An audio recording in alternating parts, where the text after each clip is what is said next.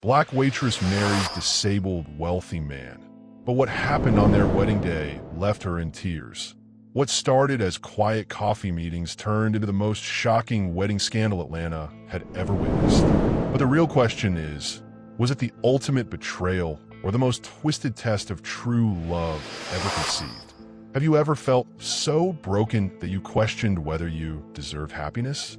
Hi viewers, kindly tell us where you're watching from and what time it is. Warm welcome to the family. Enjoy the story.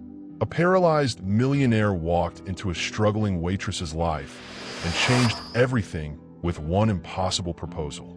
Have you ever wondered if someone could love you for who you truly are, stripped of all pretense? Have you ever felt so broken that you questioned whether you deserve happiness? What started as quiet coffee meetings turned into the most shocking wedding scandal Atlanta had ever witnessed. But the real question is, was it the ultimate betrayal or the most twisted test of true love ever conceived? If you've ever questioned whether love can survive the impossible, this story will leave you speechless. Hit that subscribe button and let me know in the comments where you're watching from. Let me take you back to where it all began, of a rundown diner where dreams seemed as cold as yesterday's coffee. Lena Martinez stared at the pink slip in her trembling hands. Another late rent notice, the third one this month. At 22, she looked older, much older, the kind of tired that sleep couldn't fix. Her uniform hung loose on her small frame, stained with coffee and regret. Behind her, 2-year-old Emma cried in the makeshift crib she'd set up in the diner storage room. "I can't keep her here much longer," muttered Frank, the owner, not looking up from his crossword puzzle. Health inspectors come around, we're both screwed. Lena's tip jar sat empty. Again, 3 tables in 4 hours. Business was dying, and so was her hope. She wiped down the same counter for the 10th time, watching raindrops race down the cracked windows. Outside, Atlanta's evening traffic crawled past like her life, stuck, going nowhere fast. The bell above the door hadn't rung in over an hour. Emma's cries grew louder. Lena's phone buzzed with another automated message about her overdue electric bill. "Maybe I should just give up," she whispered to the empty room. Frank looked up from his puzzle. "What's that?" "Nothing." But it wasn't nothing. It was everything. The weight of being 22 with a baby, no baby daddy, no family, no college degree, and no way out of this nightmare. Every night, she fell asleep, wondering if tomorrow would be the day she'd have to choose between feeding Emma or keeping the lights on. The rain pounded harder against the windows. Lena closed her eyes and took a deep breath. That's when she heard it, the low rumble of an expensive engine. Different from the usual beat-up cars that stumbled into their parking lot. This sound was smooth, powerful, rich. Lena looked up and froze. A black Rolls-Royce sat in the parking lot, raindrops dancing off its perfect paint job like diamonds. The car cost more than she'd make in 10 years. "What the hell?" Frank muttered, abandoning his crossword. The driver's door opened.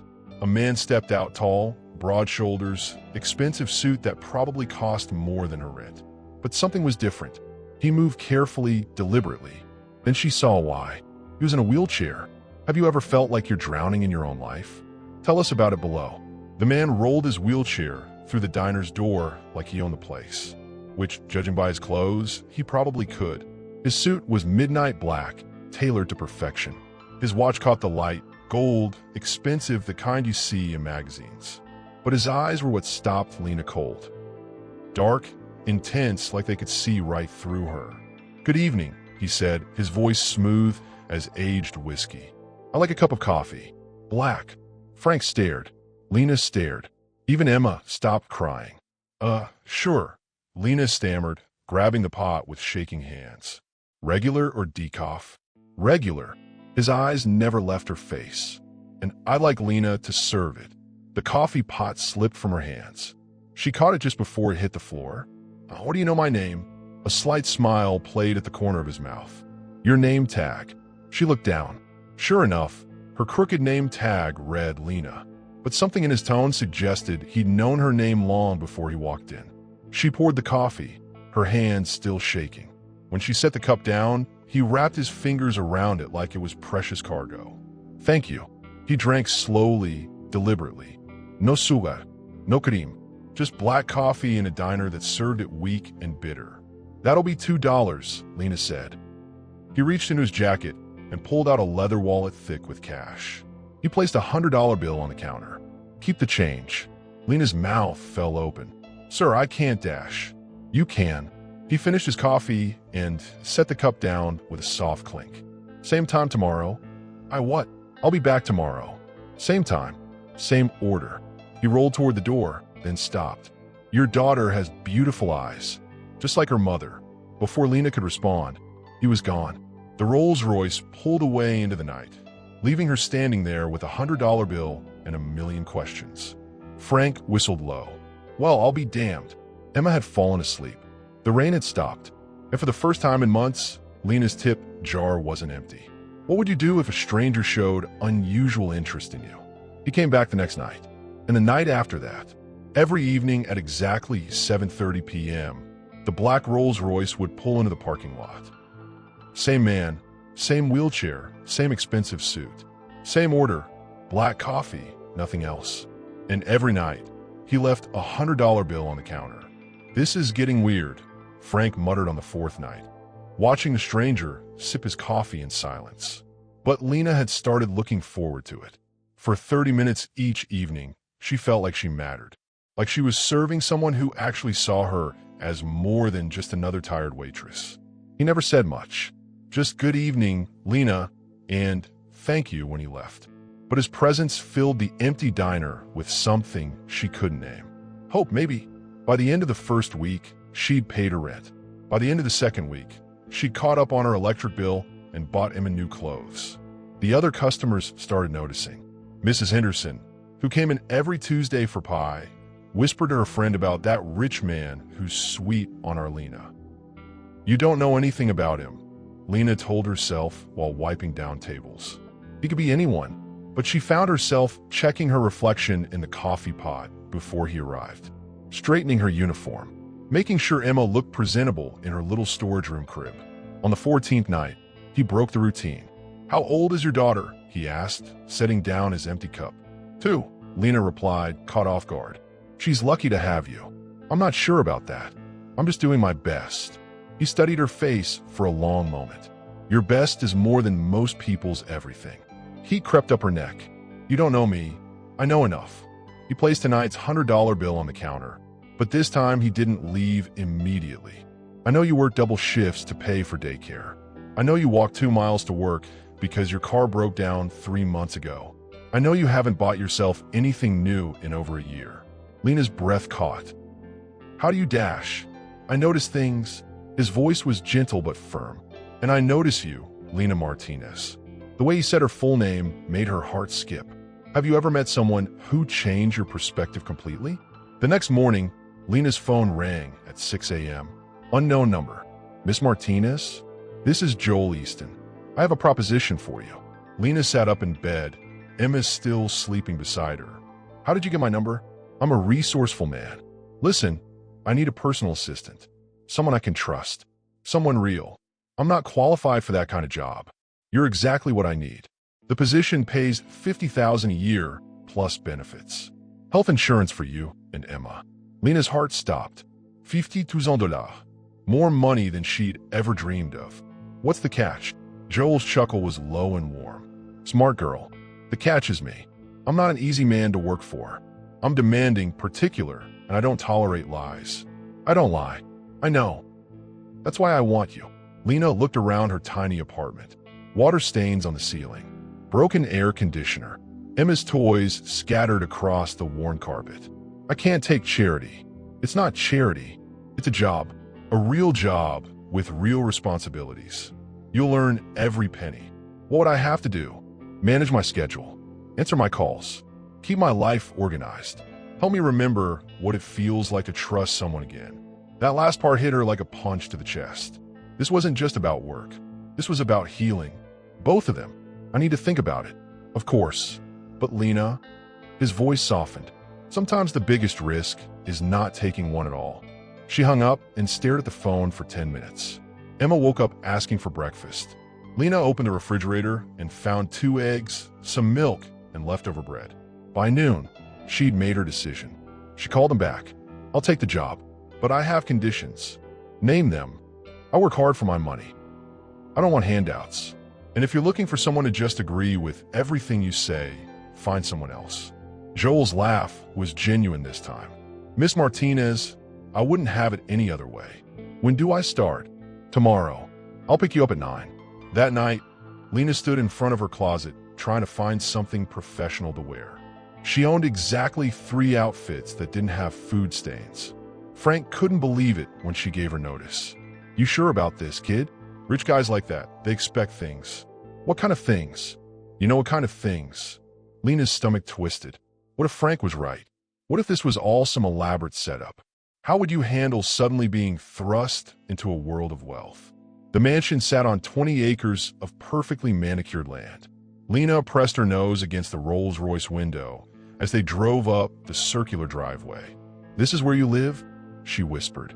Joel nodded. "Home sweet home." It looked like something from a movie. Marble columns, fountain in the center, rose bushes that probably cost more than her rent. The house itself was massive, 3 stories of pure luxury. "How many people live here?" "Just me. All this space for one person?" Joel's face darkened. "I used to have family. Used to have friends. Turns out when you're lying in a hospital bed, you discover who really cares about you." Lena wanted to ask more, but something in his tone warned her off. Inside, the house was even more overwhelming. Crystal chandeliers, marble floors, artwork that looked expensive enough to feed a small country. But it felt cold, empty, like a beautiful tomb. "Your office is upstairs," Joel said, leading her to an elevator. "I had it prepared for you." The office was bigger than her entire apartment. Mahogany desk, leather chair, computer that looked like it belonged in a spaceship. A smaller desk sat in the corner with children's books and toys. "For Emma," Joel explained. "She can stay here while you work." Lena's throat tightened. "You didn't have to do that." "Yes, I did. A mother shouldn't have to choose between her child and her job." He showed her around the rest of the house. 12 bedrooms, 10 bathrooms, a library that rivaled the public one downtown. The kitchen was bigger than the entire diner. "Do you cook?" she asked. "I eat." "There's a difference. When was the last time you had a home-cooked meal?" Joel thought for a moment. "Before the accident. My housekeeper makes adequate food." "Adequate?" Lena shook her head. "That's not living. That's surviving." "What's the difference?" She looked at him, really looked at him. This man who had everything but enjoyed nothing. Who lived in a palace, but had no one to share it with. "Living is Emma's laugh when I make her pancakes on Sunday morning. It's the smell of coffee brewing at 5 a.m. It's having someone to talk to at the end of a long day." Joel was quiet for a long moment. "I can't remember the last time I had any of those things." "Then we'll have to change that." For the first time since she'd met him, Joel smiled. Really smiled. It transformed his entire face. "I think I'm going to like having you around, Lena Martinez." 6 months later, Lena was a different person. Not because of the money, though the steady paycheck had changed everything, but because of Joel. Working for him had taught her things about herself she'd never known. She was smart, really smart. She could manage complex schedules, handle difficult business calls, and make decisions that affected millions of dollars. More importantly, she'd watched Joel transform too. The cold, bitter man from that first night had slowly melted away. He laughed now, real laughs. He played with Emma after work, reading her stories and teaching her to paint. They'd become a team, a family, almost, which is why what happened next shocked everyone. It was a Tuesday night at the diner. Lena had kept her promise to Frank. She still worked 1 shift a week just to stay connected to her roots. Joel had started coming with her, ordering his usual black coffee and watching her work. "You know," he said, setting down his empty cup, "I've been thinking." "Dangerous habit," Lena teased, refilling his coffee. "These past 6 months have been the happiest of my life." Something in his tone made her pause. "Joel!" He reached into his jacket and pulled out a small velvet box. The entire diner went silent. Even Frank stopped pretending to read his newspaper. "Lena Martinez," Joel said, his voice carrying across the quiet room.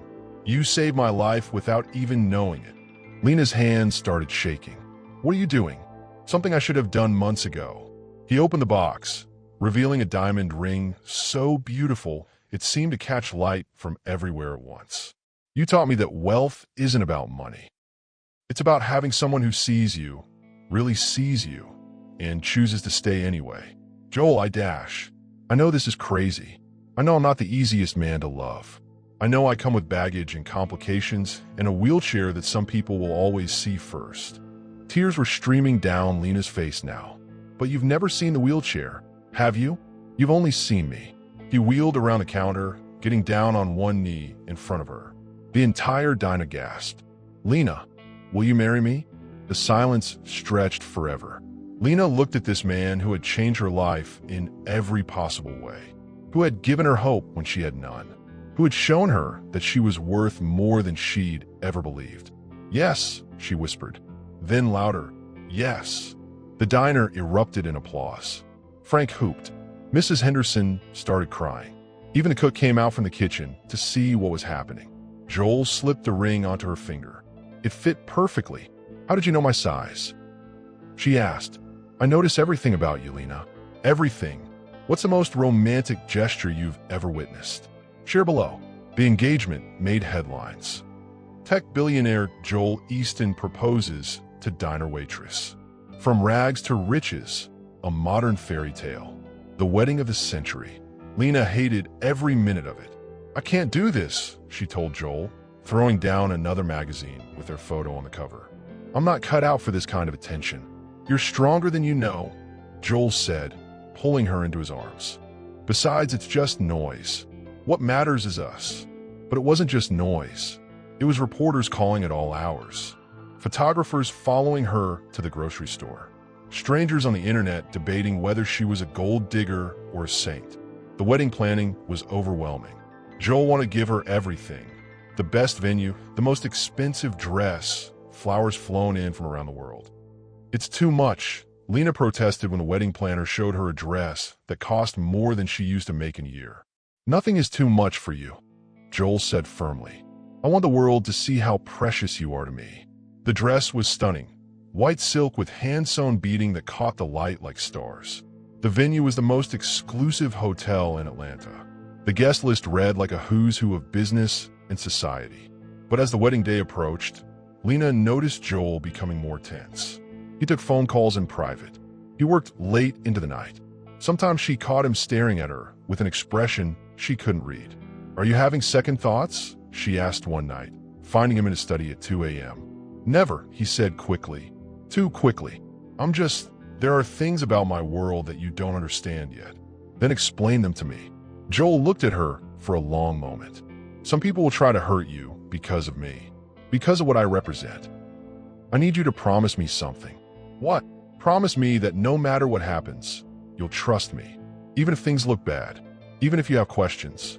Promise me you'll remember that I love you. The intensity in his voice scared her. Joel, what aren't you telling me? Nothing that changes how I feel about you. Just promise me. I promise. But the promise felt heavy, like a weight she'd have to carry. 3 days before the wedding, a woman called the house. Lena answered. Is this Lena Martinez? Yes. You don't know me, but I know Joel. I thought you should know what kind of man you're marrying. The line went dead. Lena stared at the phone, her heart racing. When Joel asked who called, she lied for the first time in their relationship. Wrong number, she said. Have you ever felt like you were living someone else's dream? The morning of the wedding, Lena woke up in the bridal suite of Atlanta's most exclusive hotel. Sunlight streamed through floor-to-ceiling windows, casting everything in golden light. Today's the day, she whispered to her reflection. Her wedding dress hung on the closet door like a work of art. White roses, flown in from France, just like Joel had promised, filled every corner of the room. The gospel choir from South Africa had arrived the night before, their voices carrying through the hotel during rehearsal. Everything was perfect, so why did she feel like something was wrong? Emma toddled around the suite in her flower girl dress, babbling happily. At 3 years old, she was the picture of innocence, unaware that her life was about to change forever. Mama pretty, Emma said, patting Lena's dress. Thank you, baby. The hair and makeup team arrived at noon. They transformed Lena into someone she barely recognized. Elegant, sophisticated, worthy of a billionaire's love. "You look like a princess," said Maria, her maid of honor and the only friend she'd kept from her old life. "I feel like I'm playing dress-up. That's normal. Every bride feels that way. But this was different. This was the feeling of stepping into a life that didn't quite fit. Like wearing shoes that were almost the right size, but pinched in places you couldn't see." At 2 p.m., the photographer arrived. He posed her in front of the windows by the flowers with Emma. Each flash captured a moment of what looked like perfect happiness. "The groom is asking for you," said the wedding coordinator at 3 p.m. Lena found Joel in the groom's suite, impeccable in his black tuxedo. He looked handsome enough to stop traffic, but there was something in his eyes. Nervousness? Fear? "You look incredible," he said, taking her hands. "So do you." They stood there for a moment, just looking at each other. This was it. In 2 hours, they'd be married. "Are you ready for this?" Joel asked. "Are you?" He squeezed her hands. "I've never been more ready for anything in my life." The ceremony was set for 5 p.m. in the hotel's grand ballroom. 500 guests, 20 photographers, a string quartet playing as guests took their seats. Lena waited in the bridal suite, her heart hammering against her ribs. Through the window, she could see the city spreading out below them. Somewhere down, there was the diner where they'd met, the apartment where she'd struggled to make ends meet, the life she was leaving behind. "It's time," the wedding coordinator announced. The processional began. Emma walked down the aisle first, scattering rose petals and waving at the crowd. Maria followed, elegant in her dusty rose dress. Then the music changed. The wedding march began. Every guest stood. 500 people turned to watch her walk down the aisle. Joel waited at the altar, tears in his eyes. He looked at her like she was the only person in the room, like she was his whole world. The walk felt like forever and not long enough. Her father wasn't there to give her away. He'd left when she was 12. But she didn't need anyone to give her away. She was choosing this. Choosing Joel. Choosing love. The minister began the ceremony. "Dearly beloved, we are gathered here today." The words washed over her like a dream. Joel's hands were warm in hers. His voice was steady as he repeated his vows. "If anyone has just cause why these two should not be wed, speak now or forever hold your peace." The silence stretched. Perfect golden silence. And then, the church fell silent. Every eye turned toward the back row. A young woman stood up, her red dress cutting through the white and gold decorations like a knife through silk. She was beautiful, the kind of beautiful that made men stop talking and women hate themselves. "He's not disabled," she said, her voice carrying across the silent church. "It's all a lot." Lena's bouquet trembled in her hands. The gospel choir stopped mid-note. Cameras that had been capturing joy now focused on chaos. "Joel Easton walked into my hotel room last night." The woman continued, her voice growing stronger. "He stood up from that wheelchair and walked to me like nothing was wrong with him." The church erupted. Gasps. Whispers. The sound of 200 people trying to process the impossible. Lena turned to look at Joel. His face had gone completely white. Not the white of innocence, but the white of being caught. "That's not true," Joel said, but his voice cracked. "Room 1247 at the Marriott downtown," the woman shot back. "You ordered champagne. Dom Perignon. You said your wife-to-be would never have to know about your little secret." Lena felt the world tilt. The beautiful dress suddenly felt like a costume. The flowers smelled sick and sweet. The cameras felt like vultures waiting to feast on her humiliation. "Joel!" Her voice was barely a whisper. He looked at her then, and she saw something in his eyes that made her stomach drop. Guilt, fear, but not surprise. He knew this was coming. "Lena, I can explain, Dash." "You can explain?" She laughed, but it came out broken. "You can explain why you've been lying to me for months? You can explain why you made me fall in love with a man who doesn't exist?" The woman in red stepped closer. "Ask him about the physical therapy sessions he's been hiding. Ask him about the doctors who said he could walk again 6 months ago. Ask him why he chose to stay in that wheelchair when he didn't have to." Lena's mind raced back through every moment. Every tender touch, Every time he'd transferred from his wheelchair to his bed. Every time she'd helped him with things he claimed he couldn't do. Had it all been an act? Is it true? She asked, her voice cutting through the chaos. Joel's silence was louder than any answer. Lena's wedding bouquet fell to the marble floor. White roses scattered like broken dreams. The sound echoed through the church like a gunshot. "You made me love you," she whispered. "You made me believe that we were broken together, that we could heal each other. We can still dash." "No." She pulled off her engagement ring and threw it at his feet. "We can't." The cameras captured everything. Her tears, his desperate face, the woman in red looking satisfied with the destruction she'd caused. Lena lifted her dress and ran, past the shocked guests, past the confused gospel choir, past the photographers who were already uploading her humiliation to the internet. She ran until she couldn't breathe, until the designer heels broke and she was barefoot on the Atlanta streets, until the perfect wedding dress was torn and dirty and as ruined as her heart. Behind her, she could hear Joel calling her name, but she didn't turn around. For the first time in months, she was running away from him instead of toward him. And the worst part? She could swear she heard footsteps behind her, footsteps that shouldn't exist. What would you do if your wedding was interrupted like this? The story went viral in 3 hours. Hashtag Disabled Billionaire Scandal was trending on Twitter. TikTok was flooded with videos of the church breakdown.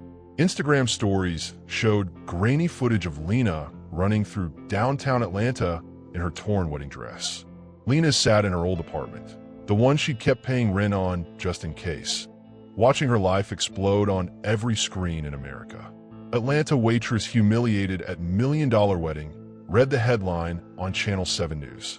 Tech millionaire's disability hoax exposed, screamed the morning paper. Her phone buzzed with calls from reporters, talk show producers, and people claiming to be her long-lost relatives. She turned it off and threw it in a drawer. Emma, now almost 3, played quietly in the corner with the expensive toys Joel had bought her. The little girl kept asking where Uncle Joel was, and Lena didn't know how to explain that Uncle Joel might have been lying about everything. A knock at the door made her jump. She peered through the peephole and saw Joel sitting in his wheelchair on her doorstep. His expensive suit was wrinkled. His hair was messy. He looked like he hadn't slept. "Go away," she called through the door. "Lena, please. Let me explain." "Explain what? That you've been lying to me for months? That you made me fall in love with a fake person?" "I never lied about loving you." She pressed her forehead against the door. Even now, even after everything, his voice still made her heart race. "The woman in red," she said. "Who was she?" Silence. "Joel, who was she?" "Her name is Victoria Chun. She works for me." "She works for you?" Lena's voice went up an octave. "You sent an employee to destroy our wedding. It's not what you think, Dash. Then what is it?" "Because right now, I'm thinking you're the cruelest person I've ever met." She could hear him take a deep breath through the door. "I needed to know." "Know what?" "If you loved me. The real me. Not my money or my story or my company. Just me." Lena slid down the door until she was sitting on the floor. "So you tested me? At our wedding? In front of everyone? I've been hurt before, Lena. People have used me, lied to me, pretended to love me for what I could give them. I couldn't go through that again. So you put me through it instead?" More silence. "Are you even really disabled?" "I was. For 2 years, I couldn't walk. But I've been in physical therapy for the past 6 months. I can walk short distances now, but I still need the chair for long periods." "Why didn't you tell me?" "Because I wanted you to love me when I was broken, not wait for me to be fixed." Lena wiped her eyes with the back of her hand. "You think I'm that shallow? I think you're perfect. And I think I'm so scared of losing you that I sabotaged the best thing that ever happened to me." Through the door, she heard him make a phone call. "Execute the plan now," he said quietly. "What plan?" she called out. But when she looked through the peephole again, he was gone. "Have you ever had to investigate someone you loved?" Lena couldn't sleep. Every time she closed her eyes, she saw Joel's face when Victoria Chun had stood up in that church. Guilty, but not surprised. He'd known it was coming. By morning, she'd made a decision. She was going to find out the truth about everything. Not the version Joel wanted her to know, but the real truth. She dropped Emma off at Mrs. Henderson's house and took the bus downtown to the Marriott Hotel. "I need to speak to someone about room 1247 from 2 nights ago," she told the desk clerk. The young man looked nervous. "Ma'am, I can't give out guest information, dash. I'm not asking for guest information. I'm asking if you remember anything unusual about that room." He glanced around, then leaned closer. "You're the bride from the wedding video, aren't you?" Lena's cheeks burned. "Unfortunately. Look, I probably shouldn't tell you this, but security has been asking questions about that room too. The woman who made the accusation? She never stayed here." "What do you mean?" "Victoria Chun. She's not in our system. Never checked in, never had a key card, never ordered room service. But someone paid for that room to be reserved under her name." Lena's heart started pounding. "Who? I can't tell you that. But the credit card was corporate. Some tech company. Joel's company." Lena thanked the clerk and walked 6 blocks to the office building where Joel's company occupied the top 10 floors. She'd only been there once, the day he'd first offered her a job. The security guard recognized her. "Mrs. Easton, I heard about the wedding. I'm so sorry, dash." "It's still Martinez," she corrected. "I need to see the employee records for Victoria Chun." "I'm sorry, but I can't let you access dash. Please." Lena's voice cracked. "I just need to know if she really works here."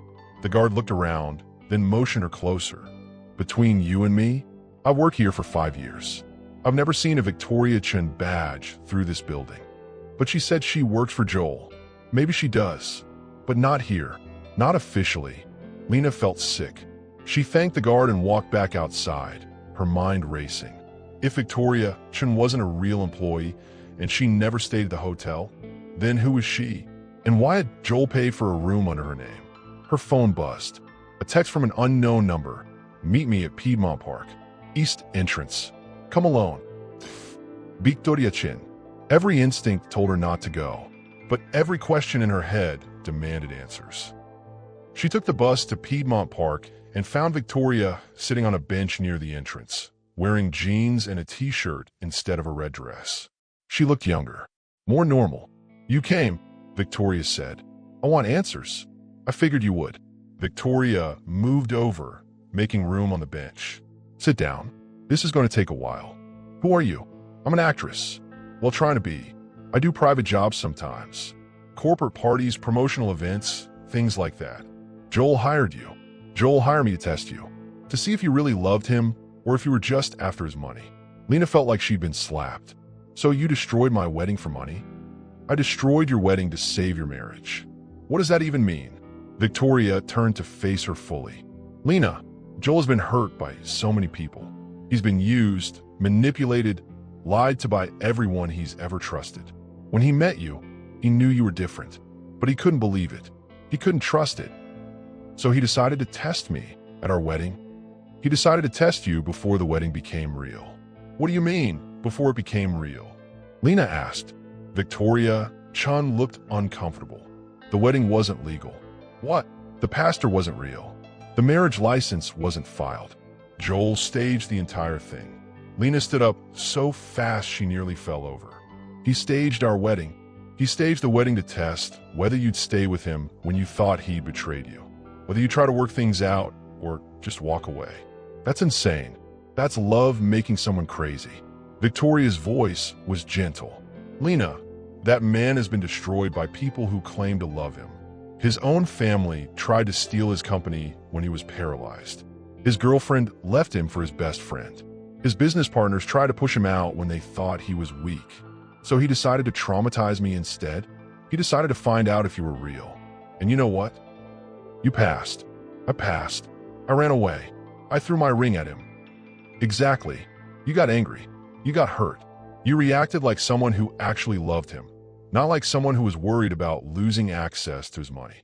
Lena sank back down onto the bench. "This is the most twisted thing I've ever heard." "I know, but think about it. If you were only with him for his money, what would you have done when I stood up in that church?"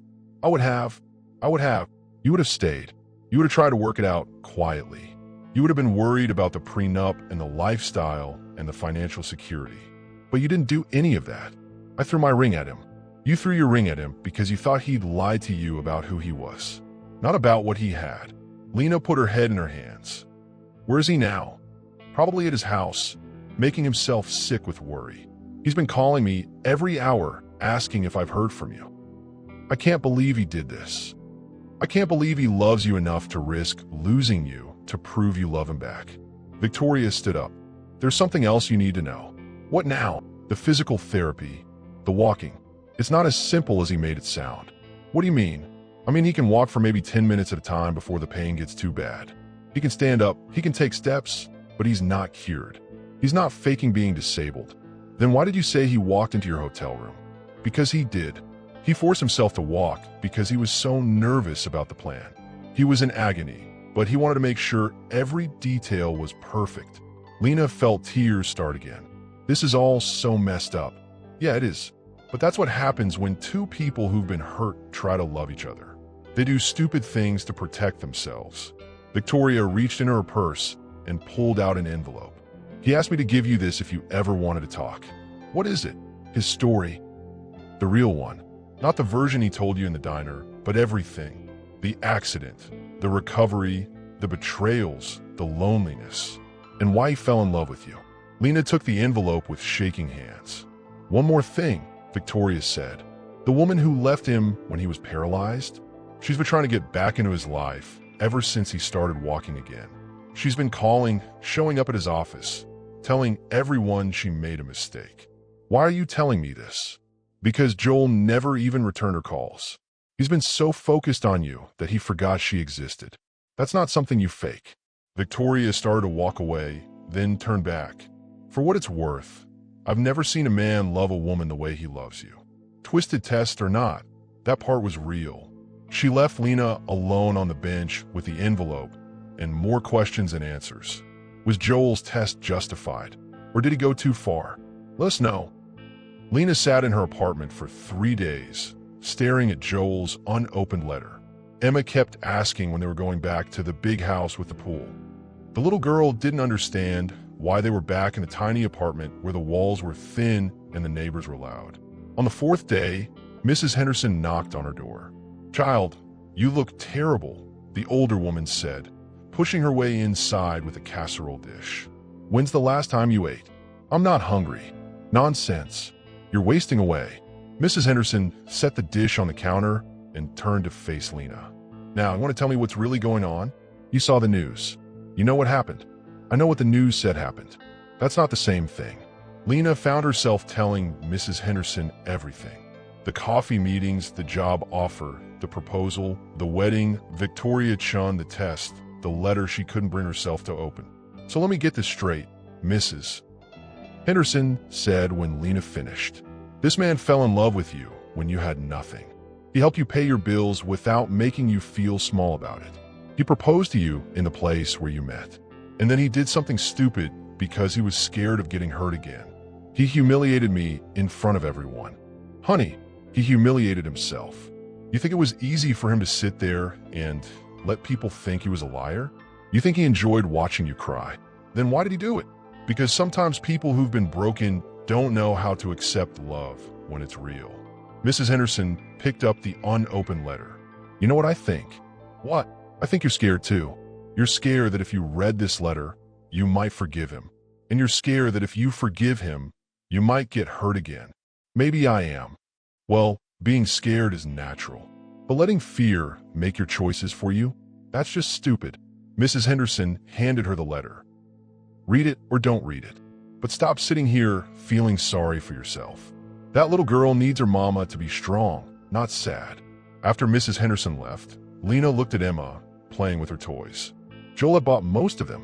The wooden blocks, the stuffed animals, the little piano that played lullabies.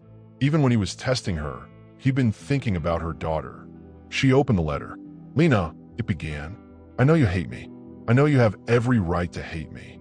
But I need you to understand something. I have never been more terrified of anything in my life than I was of marrying you."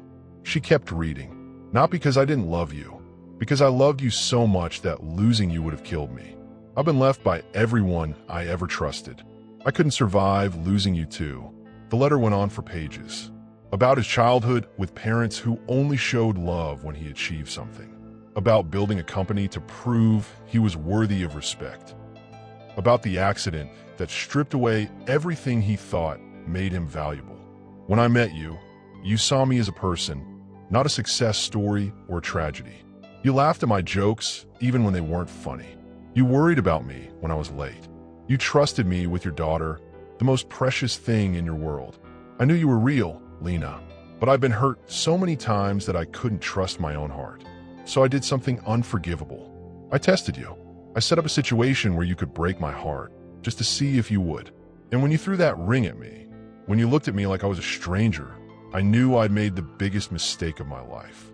Because I didn't lose you to another man, or to my money, or to my problems. I lost you to my own fear. The letter ended with, "I'm not asking you to forgive me. I'm asking you to let me spend the rest of my life proving that the man you fell in love with at that diner was real." Everything else was just fear, but that love was real. At the bottom, he'd written his phone number and "I'll wait." What does forgiveness mean to you in a relationship? 6 months later, Lena stood on a beach in Charleston, South Carolina, wearing a simple white dress that cost $50 and felt more beautiful than the designer gown she'd worn to the fake wedding. There were no cameras, no reporters, no crowds, just 12 people who actually mattered. Mrs. Henderson was there, wiping tears from her eyes. Frank from the diner had driven down from Atlanta, wearing the only suit he owned. Emma, now 3, was the flower girl, dropping rose petals in the sand with serious concentration. And Joel was there, standing at the altar. Standing, not in his wheelchair, but on his own 2 feet. He swayed slightly, and she could see the pain in his eyes, but he was standing for her. "You didn't have to do that," she told him during their first real conversation after she'd finally called him. "Yes, I did," he'd said. "I need to stand for you, even if it's just for 10 minutes. The past 6 months have been the hardest of her life. Learning to trust again, learning to forgive, learning to believe that someone could love her without testing her." They'd gone to counseling, both together and separately. They talked about his fear of abandonment and her fear of being used. They fought and made up and fought again. But they'd also fallen in love all over again. This time without secrets, without tests, without fear. "I know I don't deserve a second chance," he'd told her, "but I'm asking for one anyway."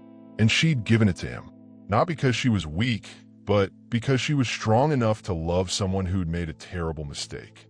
The minister, a real one this time, began the ceremony. "Dearly beloved, we are gathered here today to witness the union of Joel and Lena." Joel's best man was his physical therapist, the only person who'd stood by him through everything. Lena's maid of honor was Mrs. Henderson, who'd become like a mother to her. When they got to the vows, Joel pulled out a piece of paper with shaking hands. "Lena," he said, his voice strong despite his trembling legs, "I promise to trust you with my heart, my fears, and my future. I promise to never test your love again, because I finally understand that real love doesn't need to be tested. It just needs to be cherished. I promise to choose you every day, not because it's easy, but because it's worth it. I promise to stand by you the way you stood by me when I was broken. And I promise to love your daughter as if she were my own." Emma clapped at that part, making everyone laugh. Lena didn't have written vows. She spoke from her heart. "Joel, you taught me that love isn't about being perfect. It's about being real. You showed me that being vulnerable doesn't make you weak, it makes you human. I forgive you for testing me, because I understand why you did it. And I choose you, not because you're rich or successful, or because you can give me things, but because you make me want to be brave. I promise to love you on the days when you can walk and on the days when you can't. I promise to love you when you're confident and when you're scared. I promise to love you exactly as you are." The minister pronounced them husband and wife. Joel kissed her as the sun set over the ocean, and for the first time in months, Lena felt completely happy. After the ceremony, they had dinner at a small restaurant overlooking the water. Emma fell asleep in Joel's lap while he told stories about the company he was building, a nonprofit that helped people with disabilities start their own businesses. "I want to do something that matters," he told her. "I want to help people the way you helped me." As they walked back to their hotel, Emma sleeping in Joel's arms despite his difficulty walking, Lena realized something important. Love wasn't about finding someone perfect. It was about finding someone worth fighting for. 2 years later, they were still fighting. Not with each other, but for each other. For their marriage, for their family, for their future. Joel's company had helped over 1,000 people start their own businesses. Lena had gone back to school and was studying to become a counselor. Emma called Joel Daddy and couldn't remember a time when he wasn't part of their family.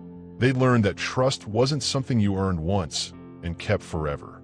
It was something you chose to give every day, even when it was scary. And sometimes, if you were very lucky, that choice led to something beautiful. What's your definition of true love? Share your thoughts and subscribe for more incredible stories. Fired them all, Joel continued. Every single person who claimed to love me started over from scratch, built walls so high that no one could hurt me again. Then why are you here? Joel looked up and she saw something raw in his eyes. Something real.